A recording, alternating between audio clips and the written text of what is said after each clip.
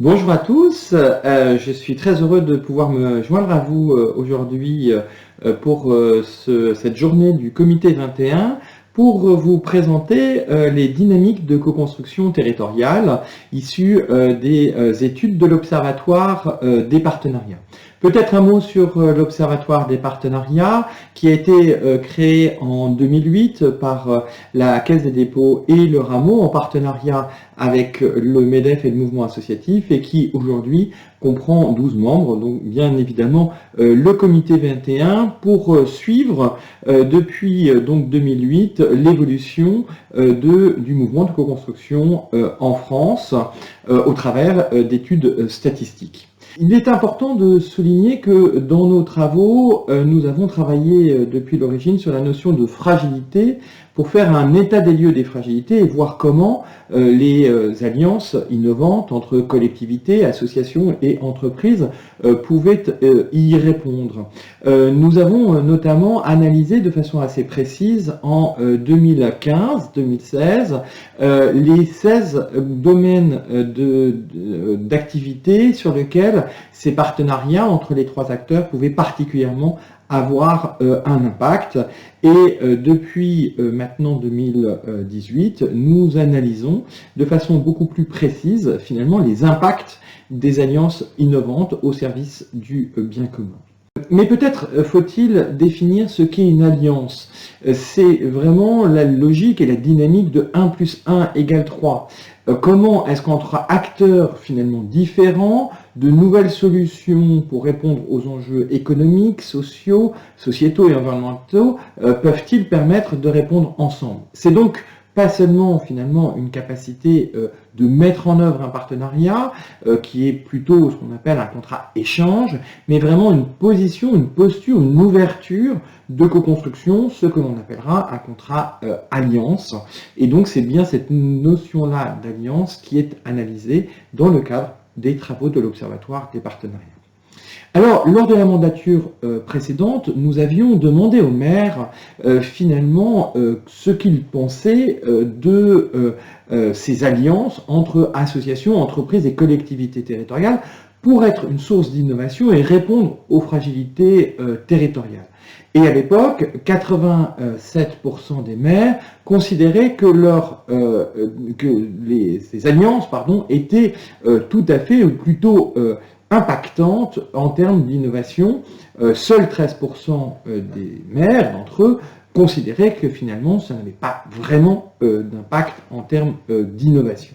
Lorsqu'on leur a demandé à la même mandature finalement quelle était la dynamique, est-ce que cette co-construction, ces alliances émergeaient sur leur territoire, à l'époque, pour 30% des maires, c'était tout à fait incarné ou de plus en plus nombreux, et ça émergeait pour 46% d'entre eux. Donc nous sommes en 2016, et on voit bien que cette dynamique de co-construction est en train d'émerger. Ce que nous disent les maires à l'époque, c'est l'importance pour eux de comprendre ces dynamiques, de comprendre au service de quoi et sur quel domaine en particulier, et finalement quelles sont les pratiques des différents acteurs.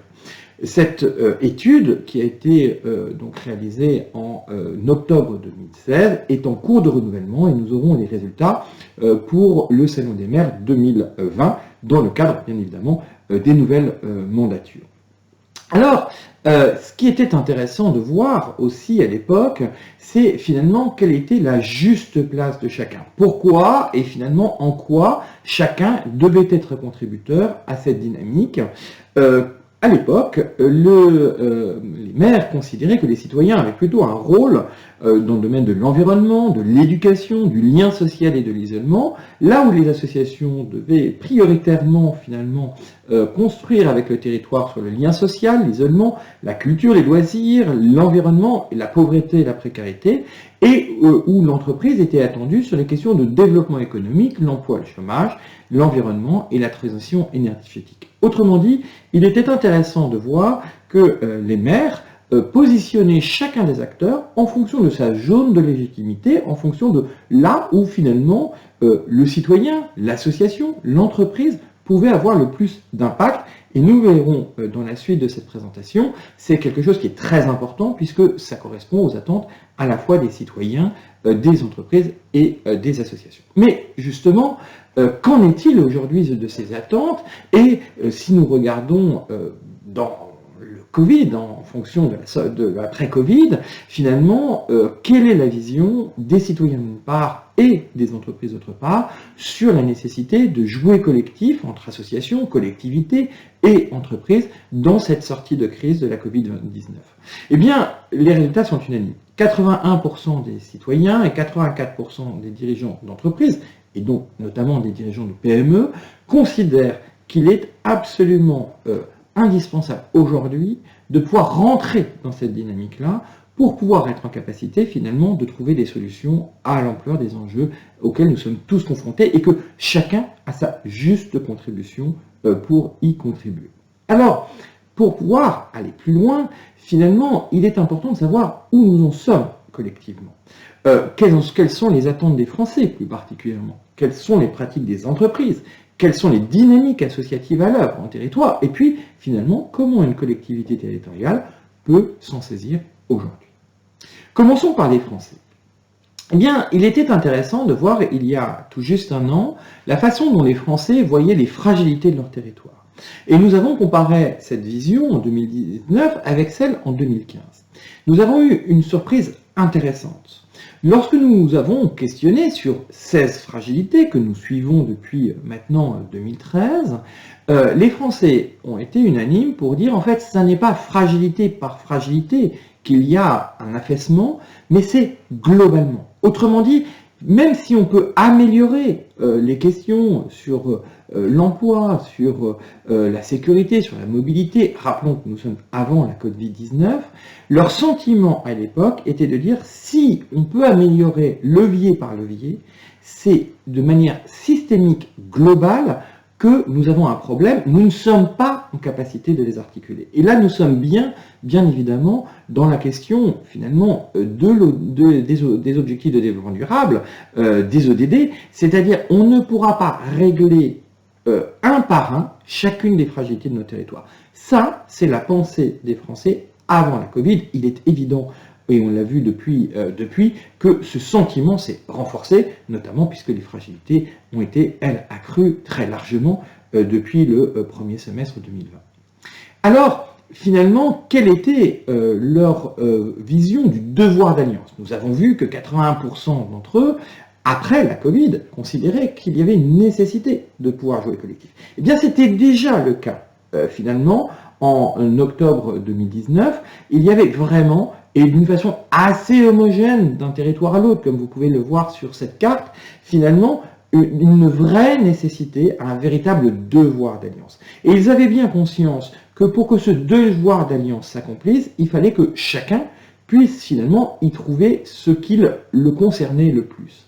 Et c'est en cela qu'il est très intéressant de savoir quelle place pour les Français avaient les entreprises dans cette dynamique-là. Et là, il fut très intéressant de voir que 70% des Français considéraient à l'époque que l'entreprise était légitime, que 65% pensaient qu'elle était crédible, mais que 48% des Français considéraient que l'entreprise n'était pas efficace sur la capacité de réduire les fragilités territoriales pour une seule et bonne raison, qu'elle n'était pas suffisamment en alliance avec les collectivités territoriales pour 80% des Français et avec les associations pour 70% des Français. Autrement dit, et ce point-là est très important, c'est quelque chose que nous avons vu monter entre les études 2008, 2012, 2015, 2019 et 2020 auprès des Français, il y a une forme de réconciliation entre les questions d'intérêt général et les questions de développement économique. Et ça, ce point-là est très important parce que, effectivement, les Français ont le sentiment qui est corrélé à celui de la nécessité de traiter finalement de manière systémique les fragilités, qu'on ne peut plus déconnecter d'un côté l'économie et d'autre part la capacité à répondre aux fragilités de leur territoire. Ça, c'est un élément tout à fait déterminant, bien évidemment, à la fois pour les élus et pour les agents d'un territoire, puisque c'est ce qui justifie que non seulement ils ont envie d'être acteurs de leur territoire, mais ils ont aussi envie que ça se traduise par une implication des organisations de leur territoire, associations et entreprises, voire même, et l'étude Impact Citoyen l'année dernière l'avait bien montré, que ça a un véritable levier pour eux pour pouvoir permettre de s'engager. Alors, si nous regardons maintenant du côté des entreprises, quelles sont les pratiques des entreprises et est-ce que les entreprises sont engagées dans ces dynamiques partenariales? Les données, là aussi, datent de 2015. Il est très intéressant de voir qu'elles seront bien évidemment réactualisées en fin d'année, là aussi, mais de voir que déjà à l'époque, nous avions ressenti entre 2011 et 2015 une large augmentation des taux de pratique partenariale, puisque nous étions passés de 28,5% à 37% des entreprises en France. Et ce qui est très important de voir à travers la carte qui est derrière, c'est que bien évidemment, ces pratiques partenariales ne sont pas les mêmes d'un territoire à l'autre. Autrement dit, ce n'est pas une logique homogène, c'est bien une pratique finalement qui concerne ces dynamiques en fonction du territoire, puisqu'on ne fait pas alliance de la même façon à Bressuire, Langres, Lille et Marseille. Et donc cette dynamique-là est vraiment un point essentiel. Au-delà de cette pratique partenariale, il était important de voir quel type, quelle nature de partenariat les entreprises mettaient en œuvre. Puisque ça représentait 1,2 million de partenariats, il était important de voir finalement qu'est-ce qu'un partenariat pour les entreprises et finalement où et par quel bout commence-t-elle dans cette dynamique-là. Pour 45% d'entre elles, c'est sur les pratiques responsables. Autrement dit, comment ça les aide à progresser dans les questions qui sont les leurs en termes d'environnement, en termes d'handicap, en termes d'insertion. Comment est-ce que finalement cette rencontre avec des acteurs différents de l'entreprise peut aider à progresser sur les domaines qui impactent l'entreprise. Le deuxième levier est le mécénat, à travers 30% des entreprises pratiquant des pratiques partenariales qui avaient choisi ce domaine-là. Nul besoin de décrire la capacité d'une entreprise à contribuer à travers du financement, des moyens matériels ou bien évidemment l'engagement de ses salariés dans des actions d'intérêt général de territoire. Le moment de la Covid-19 a été bien évidemment un élément de démonstration très concrète sur ce sujet-là, mais il était intéressant de constater aussi l'émergence de deux nouvelles formes de partenariat, la coopération économique, autrement dit comment réellement co-construire des réponses en associant des offres complémentaires entre les structures d'intérêt général, les acteurs de l'ESS, les acteurs d'insertion et les entreprises, et puis une dernière catégorie en émergence qui était l'innovation sociétale, comment finalement faire une forme de R&D territoriale en inventant localement des solutions qui permettent de répondre finalement aux besoins de ce territoire.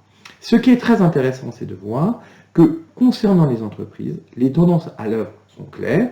Si on a connu l'ère de la solidarité avec une émergence à partir des années 90, qui était suivie par l'ère des bonnes pratiques finalement à partir de la montée de la responsabilité sociétale d'entreprise à partir des années 2005, on voit bien qu'aujourd'hui on est beaucoup plus encore dans une dynamique de transformation des modèles socio-économiques à travers ces nouvelles formes de coopération que sont la coopération économique et que sont l'innovation sociétale. Autrement dit, c'est une logique finalement qui se complète, qui ne se substitue pas, mais qui se complète en associant des logiques de solidarité, des logiques de bonne pratique, mais aussi des logiques de transformation beaucoup plus profondes. Alors, côté des associations, il est très intéressant de voir aujourd'hui, territorialement parlant, comment ça se passe. D'abord, bien évidemment, il faut séparer les associations employeuses des associations non employeuses en termes de partenariat. Leur dynamique est très différente, puisque si 53% des associations employeuses en France ont mis en place des pratiques partenariales, elles ne sont que 35% dans les associations non employeuses, concernant bien évidemment les partenariats avec des acteurs économiques. Et là encore, tout comme pour les entreprises, il est très intéressant de regarder que d'un territoire à l'autre, les pratiques sont tout à fait variées. Mais si on rentre dans la nature des partenariats, la dynamique est encore plus intéressante. En effet, finalement, là où les associations vont focaliser leur énergie, c'est d'abord sur les pratiques de mécénat. Autrement dit, d'abord sur la diversification de leurs ressources, pour 67% d'entre eux, avant d'envisager les pratiques responsables pour 29%, l'innovation sociétale pour 26% et 25% la coopération économique. Et là, il y a sans doute une marge de progrès extrêmement intéressante du côté associatif, c'est d'envisager les partenaires économiques comme des partenaires au-delà de la capacité, finalement, à, par solidarité, soutenir leurs projets. Et si on regarde de manière un peu plus précise les modèles socio-économiques associatifs à travers les 3 leviers, leur richesse humaine, les financements et les alliances qu'elles peuvent développer, rappelons que le secteur associatif, c'est 12,7 millions de bénévoles et 1,8 million de salariés, c'est 113 milliards d'euros de budget et c'est 1,2 million de partenariats. Mais il est bien évident que c'est bien en appréhendant les partenariats territoriaux, que ce soit avec les acteurs économiques ou avec les collectivités territoriales, comme une vraie capacité d'agir ensemble, et non pas seulement de diversifier son modèle socio-économique, que les structures d'intérêt général pourront bien évidemment entraîner avec elles plus encore les entreprises et les collectivités territoriales à leur côté. Autrement dit, on est en train de passer d'une logique où comment recevoir pour ces projets d'intérêt général les moyens nécessaires pour agir, à comment co-construire ensemble des solutions de territoire. Et là, la boucle est bien bouclée, nous répondons bien au devoir d'alliance que les Français, finalement, posent à la fois aux collectivités, aux entreprises et aux associations. Ce mouvement, rappelons-le, a une dizaine d'années, et donc, finalement, encore assez récent. Donc, on comprend bien qu'aujourd'hui, il faille en faire une véritable pédagogie, et notamment, il nous semble très important de bien comprendre, finalement, à travers les évolutions des modèles socio-économiques, comment peuvent être ces transformations pour qu'elles ne soient pas simplement des logiques, finalement, où on va demander aux autres d'aider son projet, mais bien de construire ensemble des solutions durables sur un territoire donné. Et c'est bien dans cela, finalement, que les collectivités avaient, dès 2016, posé les conditions de cette co-construction, puisque les maires, à l'époque, avaient dit que, finalement, le rôle d'impulser des rencontres entre les organisations de leur territoire, d'animer le dialogue entre les organisations, d'accompagner ces organisations finalement à monter les partenariats, était une véritable dynamique à l'œuvre. Et finalement, depuis lors, on voit bien que les métiers de la co-construction sur un territoire se sont largement diversifiés. On peut penser au dialogue territorial, aux expérimentations collectives, aux accompagnements, à la gestion finalement de lieux, de tiers-lieux qui depuis lors se sont démultipliés. Et les exemples montrent bien, nous l'avons vu à travers la mission ministérielle qui nous avait été confiée par Gabriel Attal à la députée Cathy Racombouzon et moi-même, nous voyons bien qu'aujourd'hui les territoires s'organisent pour pouvoir répondre finalement à ces métiers de la co-construction.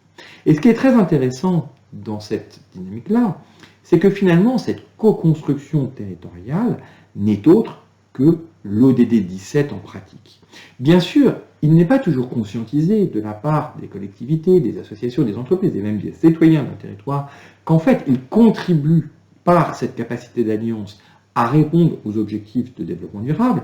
Mais si on regarde finalement les composantes de l'ODD 17, de nouveaux modèles de financement, de nouvelles technologies, de nouvelles ingénieries collectives, de nouvelles approches du commerce, de nouvelles capacités à faire alliance, on est bien au cœur de la co-construction territoriale telle qu'elle se vit aujourd'hui sur les territoires. Autrement dit, il est tout à fait important aujourd'hui de bien faire comprendre que cette dynamique émergente de co-construction territoriale, ce collective impact à la française, n'est autre qu'une forme pragmatique de faire émerger une capacité à répondre non seulement aux enjeux de la crise, mais aussi plus globalement à l'agenda 2030 grâce à une vision systémique que l'on retrouve naturellement sur les territoires.